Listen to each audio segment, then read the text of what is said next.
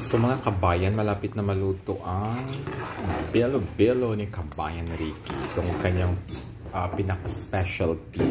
Every time na sapit ang undas, ang Halloween. Super sarap. Kompleto ricado siya. Oh. May langka, may kamote, may saging, may sago, ang puro gata. Ayan, talagang malapot-lapot pa. Ito talagang the best na belo-belo ever.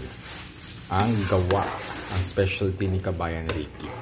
Sayang hindi ako masyadong makakain nito since ayan, may karamdaman pa tayo. Bawal pa tayo sa mga sobrang matamis, magatas, so better luck next time. Pero in fairness, sobrang sarap. Panalo siya.